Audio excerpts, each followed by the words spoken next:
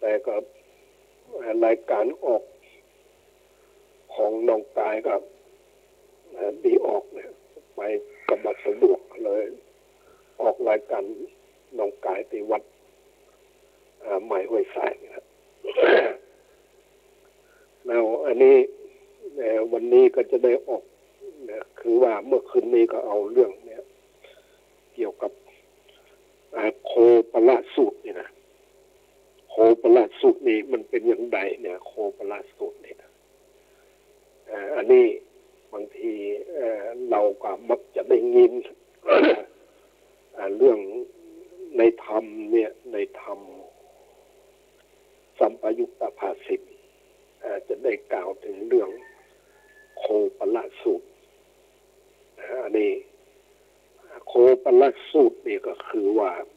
ด้วยนะการเลี้ยงโคนะการเลี้ยงโคเนี่ยอันนี้ผู้ที่เลี้ยงโคนะพระผู้มีพระภาคเจ้าทรงตรัสว่าภิกษุทั้งหลายนายโคบาลผู้ประกอบด้วยองค์10ประการเป็นผู้สามารถเพื่อจะเลี้ยงฝูงโคเพื่อเจริญแพร่หลายองค์โค11ประการเป็นเช่นไหนภิกษุทั้งหลายนายโคบาลในโลกนี้ย่อมไม่รู้ไม่รู้จักรูปหนึ่งไม่ฉลาดในลักษณะหนึ่งไม่กำจัดคายขางหนึ่งไม่ปกปิดแผลหนึ่งไม่สูบไฟหนึ่งไม่รู้ท่าน้ำหนึ่งไม่รู้ว่าโคกินน้ำแล้วหรืออย่างหนึ่งไม่รู้ทางหนึ่งไม่ฉลาดในที่หากินหนึ่งรีดนมไม่ให้เหลือหนึ่งไม่บูชาโคพูดไม่บูชาโคพูดบูชาโคพูดทั้งหลายที่เป็นพ่อโคเป็นผู้นำโคเนี่ยด้วยการบูชาอย่างยิ่งหนึ่งนะอันนี้นะอันนี้เรื่องไอ้เนี่ยนายโคบาลเนี่ยนะมันจะต้องเป็นผู้ฉลาดในการเลี้ยงโคถ้าบัดฉลาดในการเลี้ยงโคแล้วก็เนี่ยอย่างที่ว่าเนี่ยนะบ่รู้จักลูกบ่รู้จักลูกคือว่าบ่รู้จักจำนวนของโคบ่รู้จักบัดฉลาดในลักษณะของโคเนี่ยบักกำจัดไข่ขางเนี่ยบักปกปิดแผลบ่รู้เมื่อมันเป็นแผลแล้วบ่รู้จักปกปิดบ่รู้สุมไฟเนี่ยคล้ายๆนะงัวมันจะไฟมันจะมันคล้ายๆมันหินยุงอย่างจะต้มไตมันเนี่ยก็บ่รู้จัก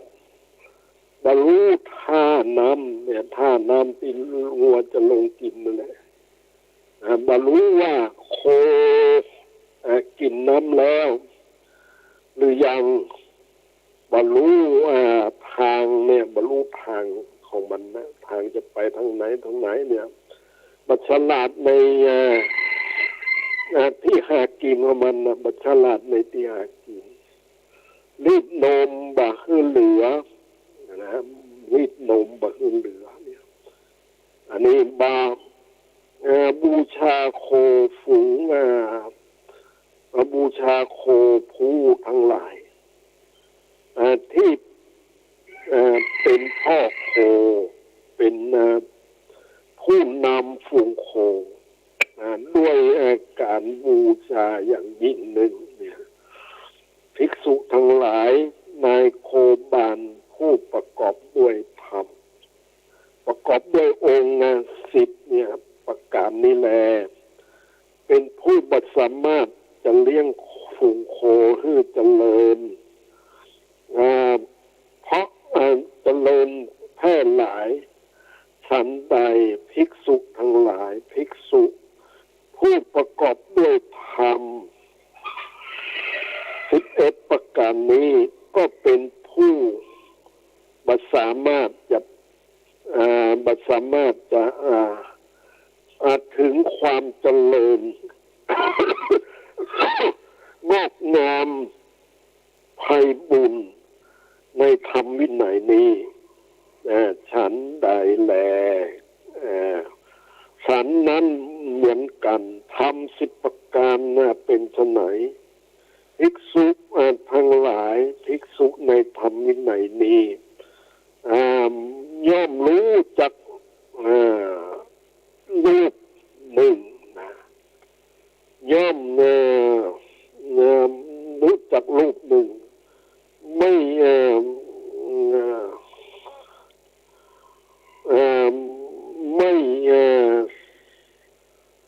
ฉลาดในลักษณะหนึ่งไม่กำจัดไข่ขางหนึ่งไม่ปกปิดแผลไม่สุมไฟไม่รู้จักท่าน้ำไม่รู้ทำที่ไม่รู้ทำที่จะดื่มไม่รู้น้ำนะที่ไม่รู้นะอาหารที่จะดื่มแล้วไม่รู้ทางไม่รู้ไม่ฉลาดในโคจร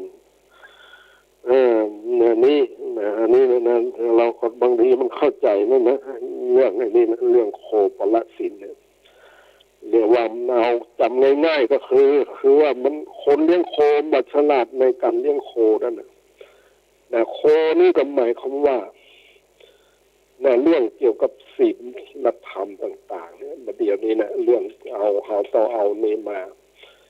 พิจารณาเป็นว่าโคปละศีลเนี่ยถ้าบัดฉลาดแล้วเนี่ยโคมันก็จะตายไปมันรู้บางทีเรารู้ว่าจำนวนโคเรามีเท่านั้นเท่านี้เลี้ยงโคมีจำนวนเท่านั้นเท่านี้แต่ว่าบรรลุในการวิธีที่จะทำให้โคเจริญนั่นนะคือมันแพร่หลายนะอันนี้ก็เหมือนกันคือว่าคนเรานี่เปรียบอย่างนี้ก็คือว่าไอ้เนี่ยบรรลุจักในศีลธรรมนี่นะบ่เข้าใจในศีลธรรมเนี่ยทำผิดศีลผิดธรรมต่างๆอันนี้นะทำให้ไอ้เนี่ยแล้วกันโรคภัยไข้เจ็บต่างๆเนี่ยเรายกตัวอย่างเนี่ยอย่างโรคภัยไข้เจ็บต่างๆเนี่ยก็บรรลุจะมันอย่างไรเนี่ยบรรลุจักต้นสนปลายอย่างไรอันนี้เปรียบมันอย่างนี้แหละนะเหมือนกับบุคคลที่บรรลุบาหูในการที่จะทำให้โคเจริญเนี่ยหรือว่าคนเราเนี่ยมีความเจริญขึ้นนะก็เปรียบเหมือนอย่างนี้แหละนะเหมือนคนที่บัดฉลาดในการเลี้ยงโคเนี่ยโคตัวเองมีจำนวนเท่านั้นเนี่ยก็บรรลุจะรักษามันในที่สุดโคมันก็ตายไปอันนี้ก็เหมือนกันนะเรื่องไอ้เกี่ยวกับไอ้เนี่ยเรียกว่าโคปละศีลเนี่ยหมายความว่ารักษาศีลแบบคนเลี้ยงโคคนที่บัดฉลาดเลี้ยงโคเนี่ยโคมันก็บอกแห่หลายคืออย่างบัดเดี๋ยวนี้ก็เรียกว่าจะว่าแล้วก็คือศีลธรรมนี่แหละนะถ้าเราบรรลุจักรักษามันรักษาศีลกันนะปล่อยให้ผิดศีลผิดธรรมต่างๆเนี่ยโลกต่างๆเนี่ยมันก็ เนี่ยโรคภัยไข้เจ็บต่างๆเนี่ยมันจะต้องหาสมุดฐานมันมาจากที่ไหนนะโรคภัยไข้เจ็บต่างๆมันมาจากที่ไหนอันนี้เราจะต้องเอาเนี่ยคอธรรมนี่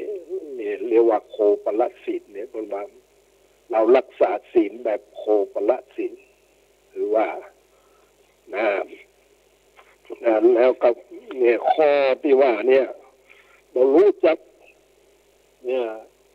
หัวหน้าโคเนี่ยหัวหน้าโคก็คืออย่างเราเนี่ยอย่างประเดี๋ยวนี้นะพระสงฆ์องค์เจ้าต่างๆบางทีเราบอกเคารพนะผู้เป็นประธานเนี่ยเราบอกเคารพเนี่ยเราก็เอาใจมาสนใจนะอันนี้มันถ้าผู้ได้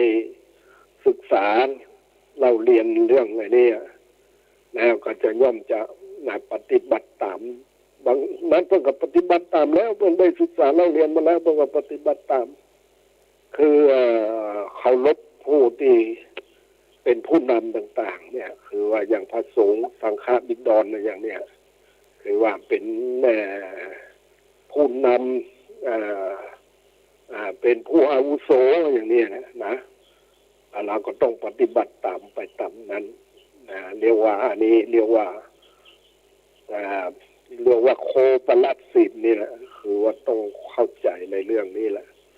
อันนี้รักษาศีลแบบโคปละศีลต้องรักษาศีลคือว่าเราก็ต้องนั้นอยู่เรื่องการ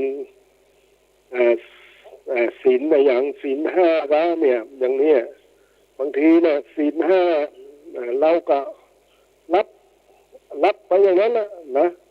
ปานาติปาตาเวรมณีอทินนาทานาเวรมณีกาเมสุมิสาจาราเวรมณี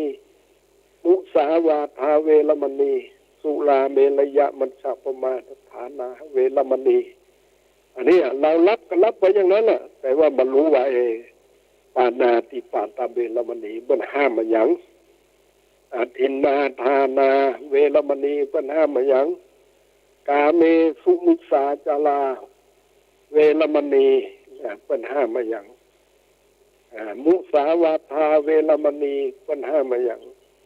สุราเมรยะมัชฌัปมาทานาเวรมณีมันห้ามมาอย่างนี่เราก็บรรลุเนี่ยภายใครเป็นรับศีลก็รับไปอย่างนั้นแหละนะอันนี้จะเปรียบแล้วก็เหมือนกับผู้บัฉลาดนายโคบาลผู้บัฉลาดในการเลี้ยงโคดูแลโคมันก็ตายไปนะในสุดเราจะบ่มีฝูกโคมีโคให้เลี้ยงละเพราะว่ามันฉลาดในการดูแลรักษาโคอันนี้เพิ่นเปรียบอย่างนี้แล้วก็เนี่ยอันนี้อาจินนะอาจินน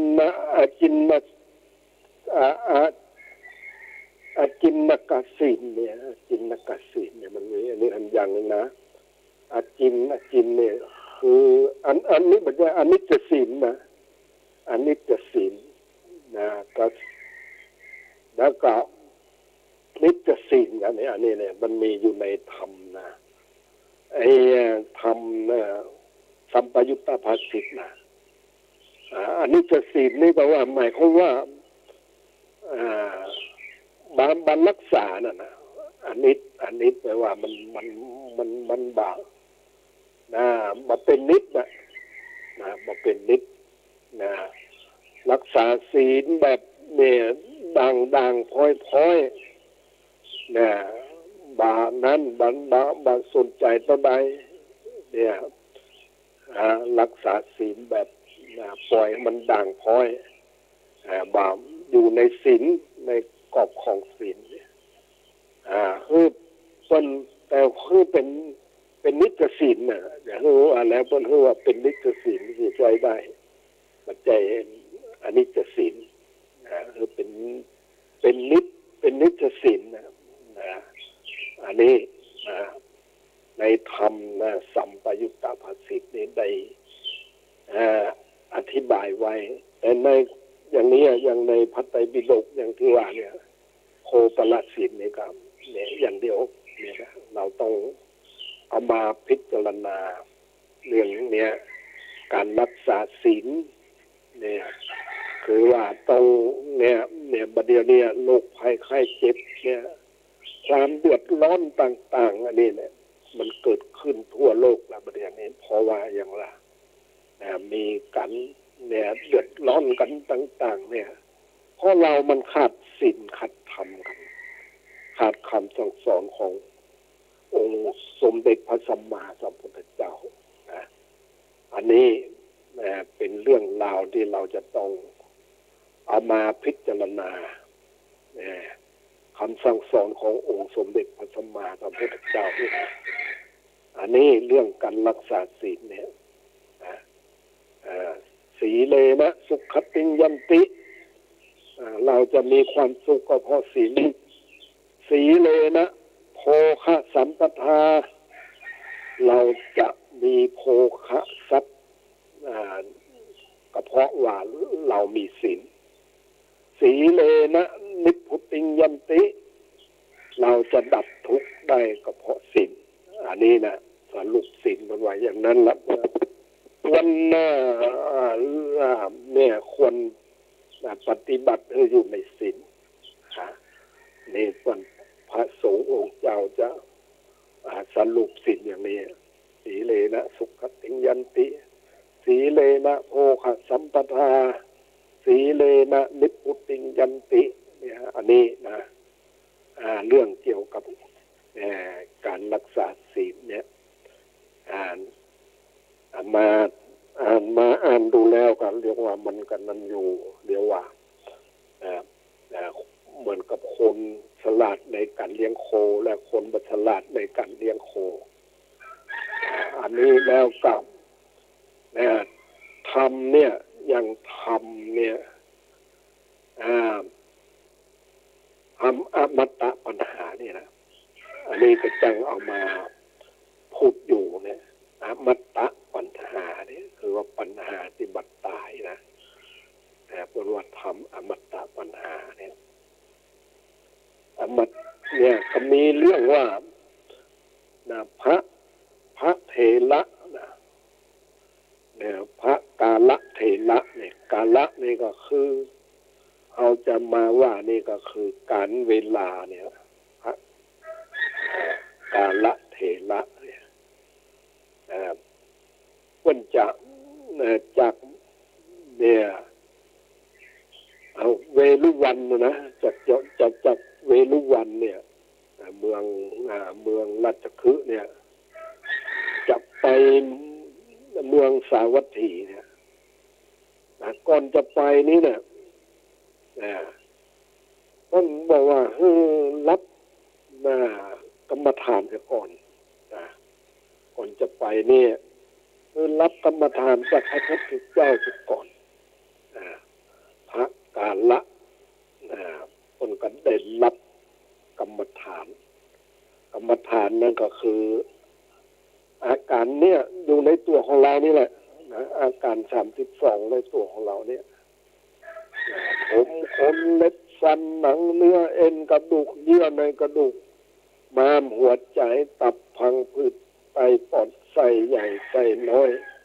อาหารใหม่อาหารเก่าเนี่ยอาการ32อยู่ในตัวของเราเนี่ยเพื่อพิจารณาเนี่ยในตัวของเราในเมื่อพิจารณาแล้วในตัวของเราแล้วเนี่ยเข้าใจในตัวของเราแล้วเนี่ยใน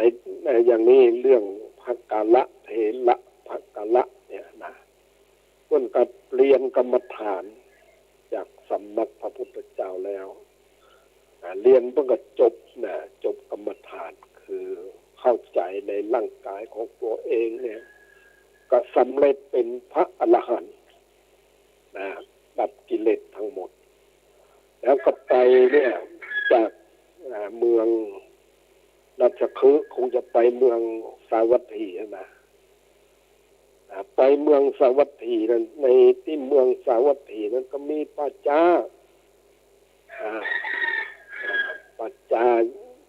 ก็มี2 คนผัวเมียนี่2 คนผัวเมียนั้นชื่ออย่างชื่อว่ากาละกับกาลีนายผัวชื่อว่ากาละเมียชื่อว่ากาลีนะกาลีนี่หมายความว่าถ้าเป็นผู้ชายก็เรียกว่ากาละเป็นผู้หญิงก็เรียกว่ากาลีเนี่ยคือการเวลานี่นะบุคคลจะว่าแล้วก็คือคนรู้จักการเวลาของ แล้วก็ไปทำการเลิกซากทรงสกันศพเนี่ยเมื่อเอาศพไปที่ปัจจานั้นแล้วเนี่ยนายกาละกับนางกาลีเนี่ยก็จัดการเลิกซากทรงสกันเนี่ยนี่เขาจะว่าแล้วก็ทำให้ความสะอาดของเนี่ยคนสัตว์โลกต่างๆนี่แหละแล้วก็เนี่ยในเมื่อทำอย่างนั้นอยู่เป็นประจำอยู่อย่างนั้นนะพระเถระนี่ต้นกับเข้าไปแล้วนะเพิ่นเข้าไปในที่ปัจจาแล้วเพิ่นก็ถามว่าท่านมานี่ท่านบอกกลัวนะเนี่ยท่านพระเถระก็บอกว่าเราจะไปกลัวอะไรเราเป็นลูกศิษย์ของพระพุทธเจ้านะตังสกุละจีวันลังเนี่ยหมายความว่าถือจีวรถือผ้าบางสกุลเป็นวัดถือบิณฑบาตเป็นวัดอยู่เสนาสนะอยู่เสนาสนะที่จัดเป็นวัดเนี่ยอยู่เนี่ยกิจวัตรของที่ลูกศิษย์ของพระพุทธเจ้าจะปฏิบัติเนี่ยในกามเนี่ยในเมื่อพระกาละเถระได้บอกกับ2 ผัวเมียอย่างนี้2 ผัวเมียก็เขานับถือพระสงฆ์เนี่ยเขานับถือต้อนรับในการตีพระตีเนี่ยตีไปปัจจาตีในเมืองสาวัตถีแต่ครั้งนั้นมีลูกสาวของเศรษฐีคนได้นั่นไปแล้วได้เสียชีวิตไปแล้วลูกสาวของเศรษฐีนี่ก็ยังหนุ่มอยู่ยังคล้ายๆยังเป็นสาวอยู่นะเมื่อทำกัลกิริยาไปแล้วตายไปแล้วก็ว่าก่อนที่จะเอาไปส่งที่จะไปทำพิธีจุดเผาอย่างนี้จะต้องนั่นจะก่อนจะต้องทำปริศนาปัญหาคนเนี่ยในปริศนาปัญหานั้นคนทำปริศนาปัญหาก็คือเนี่ยปัญหาต่างๆที่บางทีเราก็ยังนั้นคนก็จะมีการปฏิบัติกันอยู่อย่างเนี้ยเวลาจะนำศพไปนี่นะจะต้องมีตุง3 หางนำไปแล้วก็จะมีธงห่อข้าวนำไปถือธงห่อข้าวสัพพะแล้วก็แบกตุง3 หางนำไปก่อนแล้วก็บางทีก็มีบอกว่าบางนั้นก็บอกว่าคือคนไม่สวมหัวแหวนนำไปเนี่ยเมื่อนำไปเนี่ยก็เนี่ยคนนี่แหละคนที่เมื่อนำไปแล้วก็คือคนมองที่หัวแหวนนี่ หัวแหวนเนี่ยมันใสมันสะอาดมันเป็นแก้วเป็นอะไรมันใสก็คือมองดูในหัวแหวนเนี่ยเอาแต่ว่าแล้วก็คือดูไอ้เนี้ยสิ่งที่เขาจะเดินทางของเขาเนี่ยชีวิตของเขาจะเดินทางของเขานั้นนะก็จะต้องมีเนี่ยสิ่งที่นำชีวิตจิตใจของเราไปเนี่ยเรียกว่าจะเดินทางไปในภายภาคหน้าจะต้องมีพระรัตนตรัยคือพระพุทธเจ้าพระธรรมพระสงฆ์แล้วเราก็ต้องมีเนี่ยเสบียงที่จะนำเราไปในภายภาคหน้านั่นก็คือการรักษาศีลการเจริญภาวนาเนี่ยนี่จะเป็นเสบียงในภายภาคหน้านะอันนี้เป็นทำให้เป็นปริศนาก็คือน้ำถือแบบนี้นะทำแบบนี้แล้วก็เนี่ยเราก็เนี่ยมันก็จะมีการผูกอย่างศพเนี่ยนะมันจะผูกคอผูกมือผูกเท้าเนี่ยอันนี้กับเป็นทำไมถึงผูกไว้อย่างนี้ก็เพราะว่าเนี่ยการผูกคอเนี่ยผูกมือผูกเท้าเนี่ยอันนี้ก็เหมือนคนเราเนี่ย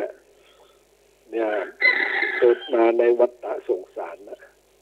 ย่อมจะมีสิ่งนี้แหละมาผูกคนเราผูกรักลูกเหมือนเชือกผูกคอรักรักเข้าของสมบัติหนอเหมือนปอผูกศอกรักอย่างแถมเนี่ยว่าเหมือนปอกสุกติ่นเนี่ยเหมือนว่ามันมีนะมันไปไหนก็มาได้นะอันนี้แหละคือคนเรามันย่อมถูกบ่วงบ่วงนี่มันกองไว้อยู่อันนี้ถ้าเราตัดได้เนี่ยเราตัดบ่วง3 บ่วงนี้ได้เนี่ยเราก็ต้องไปแต่ความดับทุกข์ความพ้นทุกข์อันนี้ที่เราเนี่ยนั้นที่เรามันเป็นบ่วงอยู่เนี่ยผูกคอผูกมือผูกเท้าเราเนี่ยมันไปไหนมาได้อันนี้เป็นทำเป็นปริศนาปัญหาแล้วกับเอาไม้หรือว่าเอาคนเข้าลงแล้วก็จะมีไม้ก็จะทำเป็นไม้เรามานั่นเลยนึกว่าเอามาทักไว้แล้วก็เอาห่อศพเนี่ยนะอันนี้เป็นว่าไม้สแตปเนี่ยเอามาห่อศพเนี่ยอันนี้ก็เป็นปริศนาว่าเหมือนกับเราเนี่ยแล้วเป็นว่าองค์วัฏฐานองค์วาดของพระพุทธเจ้านี่มีแต่เราแบบปฏิบัติตามเหมือนกับไม้สแตปที่เอามาห่อศพเนี่ยมีมากมายแต่เราบัดได้เอามาประพฤติปฏิบัติแล้วบัดได้เอามาเอาคำสั่งสอนของพระพุทธเจ้าเนี่ยเป็นสอนว่าอย่างไรแล้วเราก็บัดได้เอามาใจอันนี้เป็นว่าเหมือนอันนี้ละไม้แป๊บเดียวมาเอามาห่อมือเอามาห่อศพไว้นี่นะอันนี้เป็นว่ามีโอวาทคำสอนของพระพุทธเจ้าเนี่ยติดตามตัวไปอันนี้นะแล้วก็เนี่ยเป็นเอาน้ำหม้อเนี่ยน้ำหม้อเนี่ยที่มันเดือดตะลั่นเนี่ยกับน้ำหม้อที่มันปุดลงแล้วเนี่ยมันก็ต่างกันน้ำหม้อที่มันเดือดตะลั่นเนี่ยคือว่า มันถูกไฟสุ่มขึ้นอยู่ตลาดเนี่ยก็เหมือนคนเราเนี่ยปุถุชนคนเราทั้งหลายนี่แหละมันถูกความโลภความโกรธความหลงเหมือนกับน้ำเนี่ยที่มันเดือดตะลันที่อย่างเอาดังไฟแล้วเนี่ยน้ำมันก็จะเดือดอยู่ตะลันนั่นอยู่อันนี้แล้วกับถ้าเขาปลดลงมันแล้วเนี่ยเขาปลดหม้อลงแล้วน้ำมันก็จะเย็นนะน้ำมันก็จะคล้ายๆลดความร้อนไปเรื่อยๆก็จะมีความเย็นอันนี้ก็เหมือนกับเนี่ยคนเราเนี่ยถ้าหากว่ามันบ่มีโลภะบ่มีโทสะบ่มีโมหะแล้วก็มันก็จะมีความเย็นไปเรื่อยๆมีความเย็นอันนี้อย่างหนึ่งนะอันนี้ก็เป็นปริศนาอย่างหนึ่งแล้วปริศนาเอาน้ำมะพร้าวกับน้ำจิ๋งเนี่ยนะน้ำจิ๋งเนี่ยก็คือน้ำอย่างน้ำธรรมดาเนี่ยน้ำในน้ำที่หายใจกันเนี่ยอันนี้เป็นว่าเป็นน้ำธรรมดาน้ำธรรมดานี่ก็จะมีบางทีอย่างเป็นว่าเปรียบน้ำมหาสมุทรเนี่ยมันมีสีหลายอย่างสีเขียวสีแดงสีอย่างต่างๆเนี่ยที่น้ำในมหาสมุทรอันนี้ก็เหมือนกับปุถุชนคนเราเนี่ยมันนั้นต่างๆเนี่ยจิตใจของคนเราเนี่ยมันนั้นต่างๆอันนี้เป็นเปรียบเหมือนน้ำจิ๋งน้ำที่มันสะอาดแล้วก็ทันอย่างหนึ่งก็คือน้ำมะพร้าวเนี่ยน้ำมะพร้าวเนี่ยจะเป็นน้ำที่บริสุทธิ์นะใสบริสุทธิ์ก็เหมือนกับน้ำใจของพระพุทธเจ้าและอริยสงฆ์เจ้าต่างๆนะที่เป็นได้ดวงตาเห็นธรรมแล้วก็ได้เนี่ยสำเร็จเป็นพระอรหันต์แล้วอันนี้ก็เหมือนน้ำที่มันบริสุทธิ์อันนี้เรา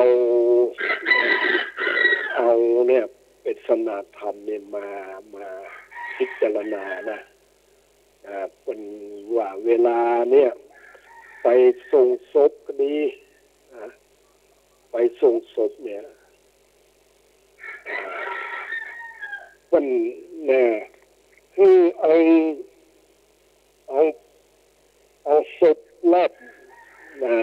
กองหัว3 รอบหรือว่าเพราะว่าพัดศีลเนี่ยนะ3 รอบเนี่ยนะรอบที่1ก็คือภาวนาว่ากามสวะข้อรอ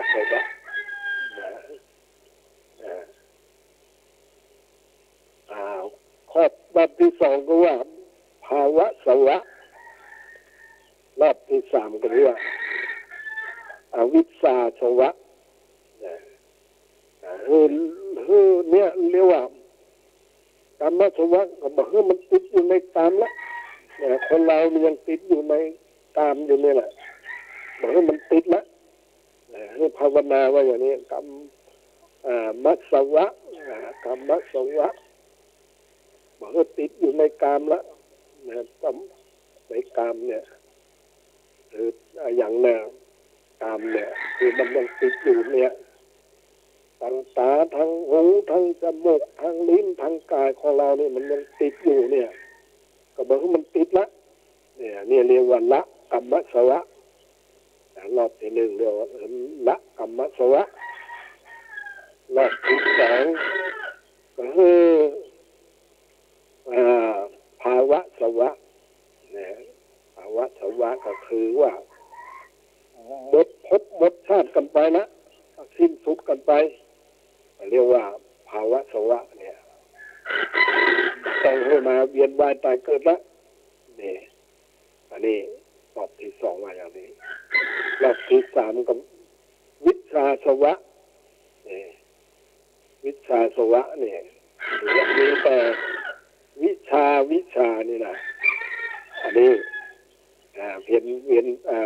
พัฒศิลป์ล้ำลับกองปอนนะเป็นให้ว่าอย่างนี้มันเนี่ยกรรมสวะภาวะสวะวิชาสวะเนี่ยมันให้มันหมดไปสิ้นไปกันเนี่ยอันนี้เป็นปริศนาเนี่ยแล้วก็เวลากลับจากโรงศพแล้วเพิ่นบ่ฮื้อเหลียวหลังนี่เพิ่นบ่ฮื้อเหลียวหลังเขาบ้านเดียวหลังนี่แหละหมายความว่าคนเรานี่มันยังไปยินดีในการเวียนว่ายตายเกิดอยู่ถ้าบันเดียวหลังนี่ก็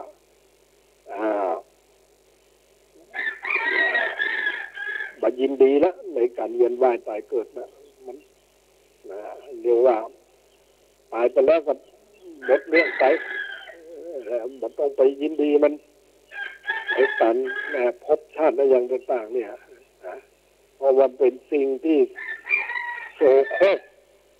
เป็นสิ่งที่สกปรกโสโครกต่างๆอันนี้นะ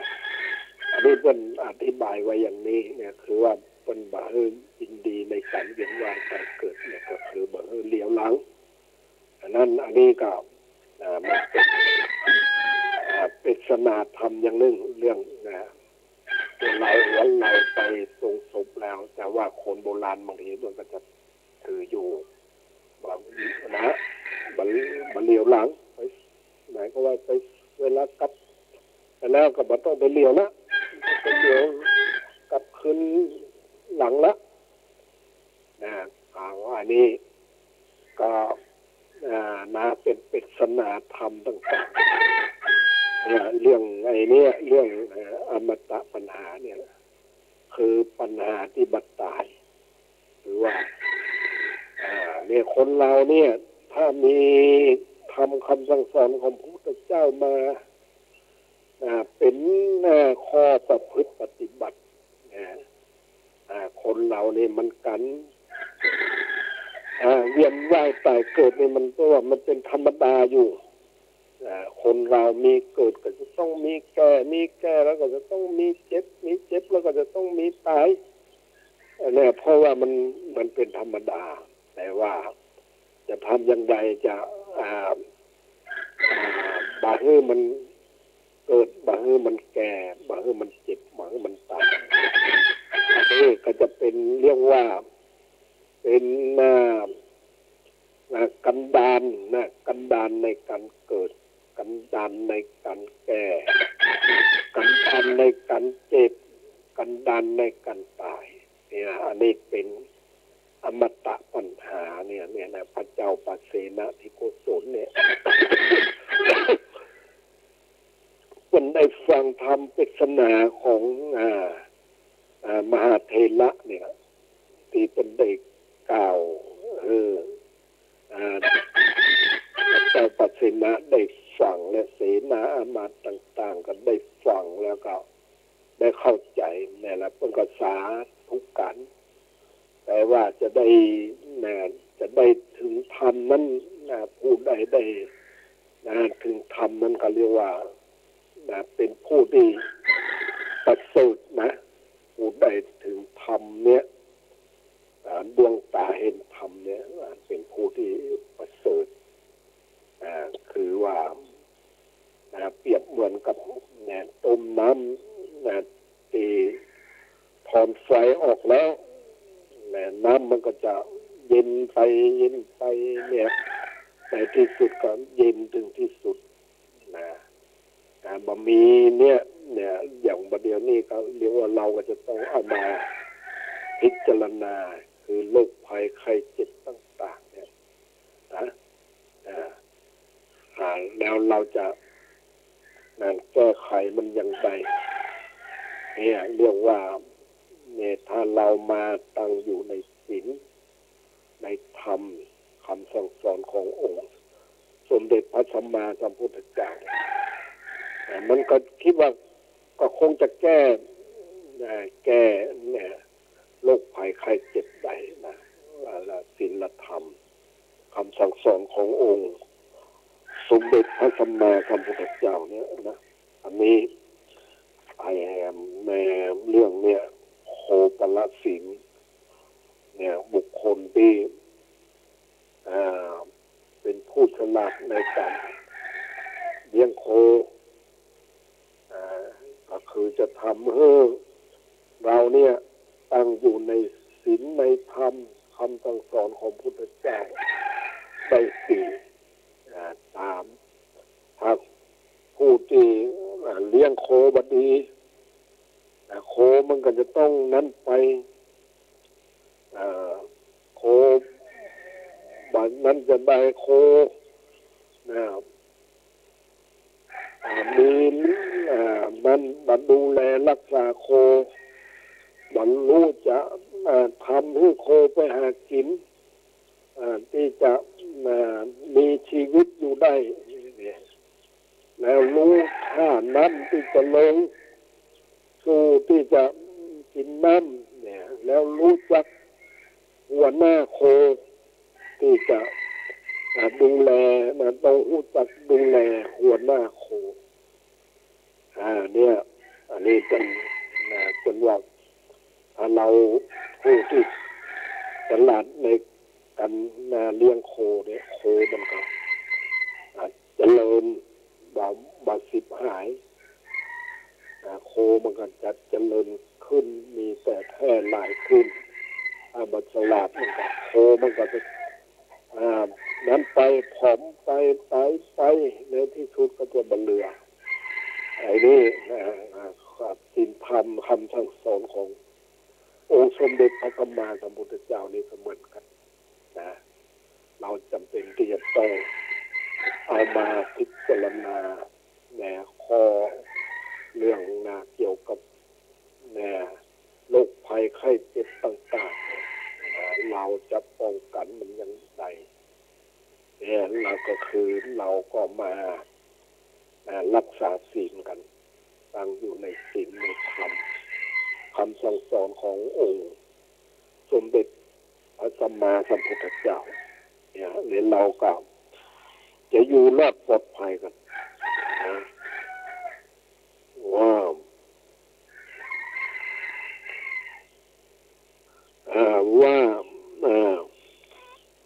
ว่าด้วยธรรมอย่างเอกว่าด้วยธรรมอย่างเอกอันเป็นที่หลุดพ้นแห่งจิต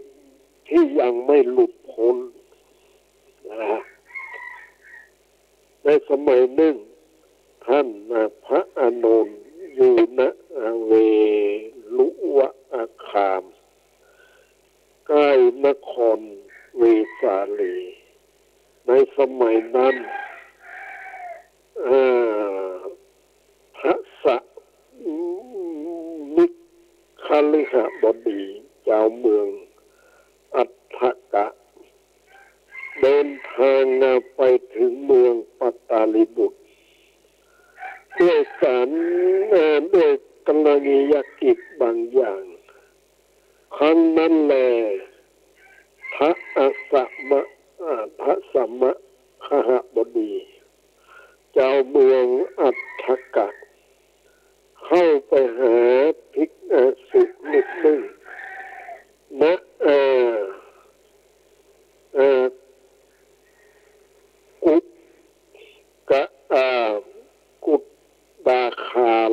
กุฎดาลามครั้งนั้นได้ถามภิกษุนั้นว่าข้าแต่ท่านผู้เจริญบัดนี้ท่านพระอานนท์องค์ท่านพระอานนท์อยู่ที่ไหนเพราะว่าข้าพระเจ้าเป็นผู้ใคร่เพื่อจะพบท่านพระอานนท์ภิกษุนั้นตอบว่าขหบดีท่านพระอานนท์อยู่ณเวลุวะคามใกล้พระนครเวสาลีครั้งนั้นแลพระสะมิคหมิพระสะมิคหบดี เมืองอัฏฐกะกระทำกาลนิยกิจนั้น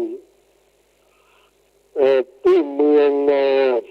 ปัตตาลีบุตรเสร็จแล้วได้เข้าไปหาท่านพระอานนท์ณเวลุวคามใกล้พระนครเวสาลีไหว้ท่านพระอานนท์แล้วนั่งณที่ควรส่วนข้างหนึ่งคันแล้วได้ถามท่านพระอานนท์ว่าข้าแต่ท่านพระอานนท์ผู้เจริญทำอย่างเอกอันเป็นที่หลุดพ้นแห่งจิตที่ยังบรรลุพ้นเป็นที่ถึงความหมด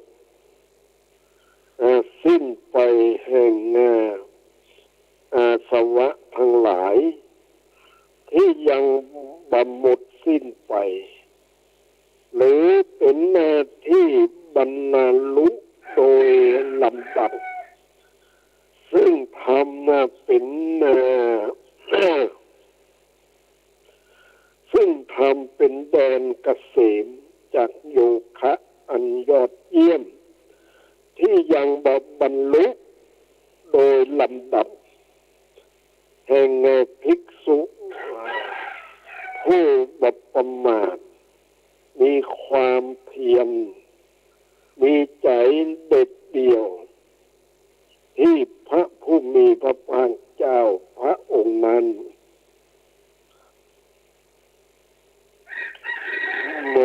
พระองค์นั้นผู้ทรงรู้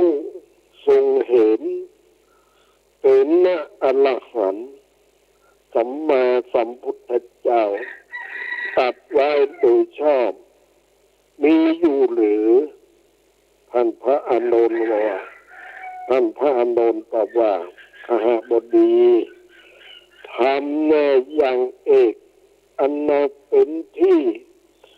หลุดพ้นแห่งจิตที่ยังบรรลุพ้นเป็นที่ถึงความหมดสิ้นไปแห่งอาสวะทั้งหลายที่ยังบรรหมดสิ้นไปหรือเป็นที่บรรลุโดยลำดับซึ่งทำเป็นแดนเกษมจากโยคะอันยอดเยี่ยมที่ยังบรรลุโดยลำดับแห่งภิกษุผู้ประมาทมีความเพียรมีใจเด็ดเดี่ยวที่พระผู้มีพระภาคเจ้าพระองค์นั้นผู้ทรงรู้ทรงเห็นเป็นอรหันตสัมมาสัมพุทธเจ้าได้ตรัสไว้แล้วโดยชอบมีอยู่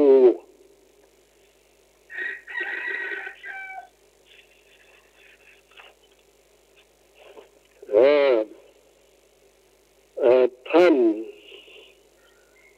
นามว่าท่านข้าแด่ท่านพระอานนท์หมายทำอย่างเอกอันนั้นเป็นที่หลุดพ้นแห่งจิตที่ยังหลุดพ้นเป็นที่ถึงความหลุดเป็นที่ถึงความหมดจุดสิ้นแห่งอาสวะทั้งหลายที่ยังหมดสิ้นเนี่ยหรือเป็นที่บรรลุโดยลำดับซึ่งทำเป็นแดนเกษมจากโยคะอันยอดเยี่ยมที่ยังบรรลุโดยลำดับแห่งภิกษุผู้ประมาทมีความเพียรมีใจเด็ดเดี่ยวที่พระผู้มีพระภาคเจ้าพระองค์นั้น ผู้ทรงรู้ทรงเห็นเป็นอรหันตสัมมาสัมพุทธเจ้าได้ตรัสไว้โดยชอบเป็นไฉนก็บอกว่าด้านนี้จะว่าแล้วก็ข้าหบดีนะข้าหบดีภิกษุในธรรมวินัยนี้สงัดจากกามสงัดจากอกุศลธรรมบรรลังรู้ปฐมฌานอันนามีวิตกวิจาร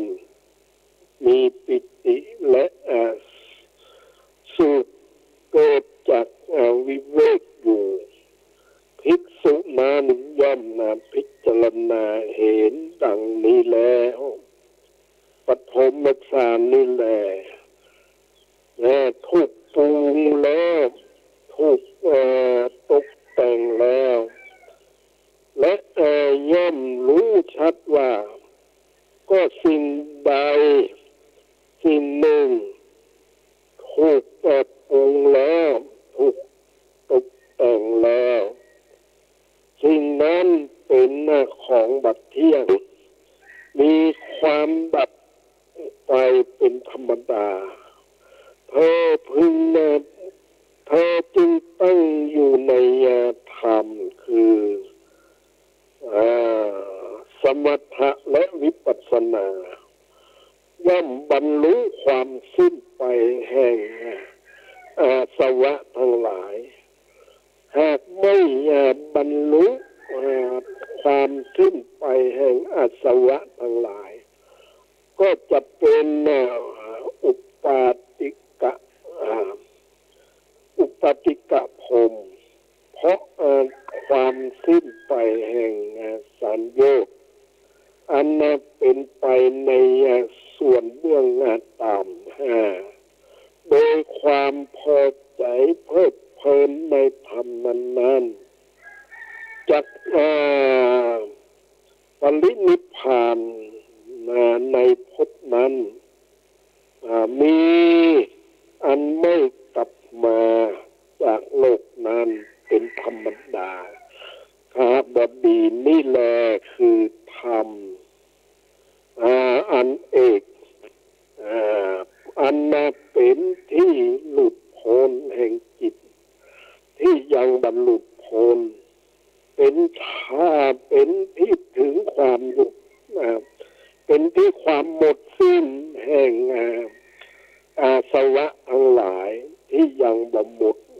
สิ้นไปหรือเป็นที่บรรลุโดยลำดับซึ่งธรรมเป็นแดนเกษมจากโยคะอันยอดเยี่ยมที่ยังบรรลุโดยลำดับแห่งภิกษุผู้บัพประมาทมีความเพียรมีใจเด็ดเดี่ยวที่พระผู้มีพระภาคเจ้าพระองค์นั้นผู้ทรงรู้ทรงเห็นเป็นอรหันตสัมมาสัมพุทธเจ้าตรัสไว้แล้วโดยชอบอีกประการหนึ่งภิกษุย่อมบรรลุตติยฌานมีความผ่องใสแห่งใจในภายในมีความผ่องใสแห่งใจในภายในเป็นธรรมเอกผุดขึ้นบ่มีวิตกบ่มีวิจารเพราะวิตกวิจารสงบไปมีปิติและสุขอันเกิดแต่สมาธิอยู่อีกประการหนึ่งภิกษุเป็นผู้มีอุเบกขามีสติมีสัมปชัญญะ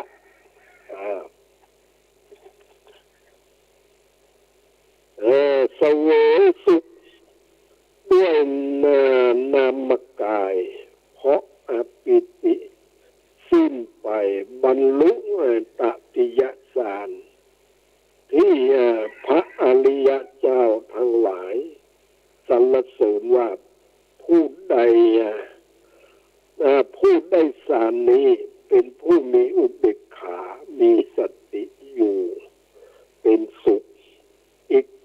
หนึ่งภิกษุบรรลุ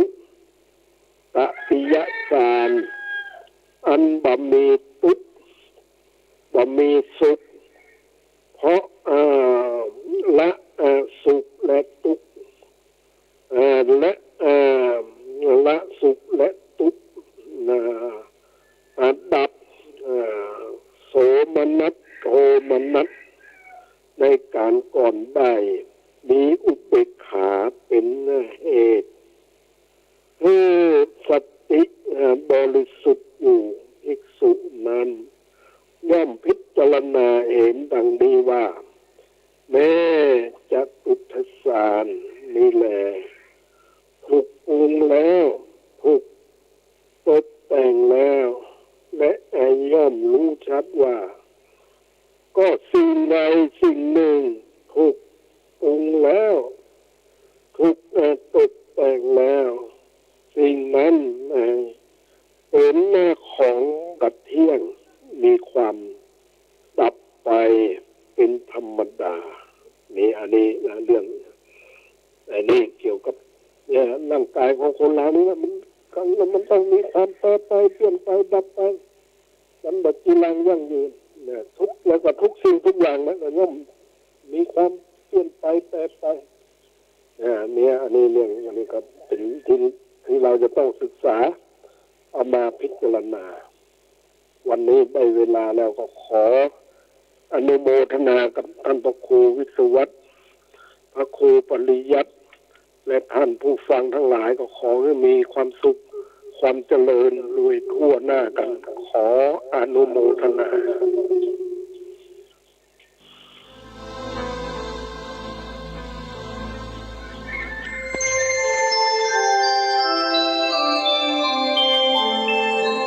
ขณะนี้ท่านกำลังฟังสถานีวิทยุกระจายเสียง FM 104.5 เมกะเฮิรตซ์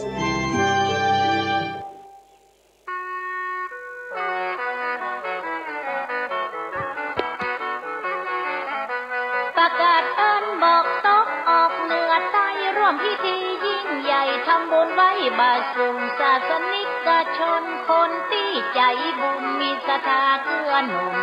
ศาสนาเจ้าในงานยกยอดชักจัดเป็นพิธีสมโพธิเจดีย์ที่สองเมืองนี้เล่าเจดีย์ดอยตุงดอยสุเทพเป็นเต้าเป็นเจดีย์เจ้าจำลอง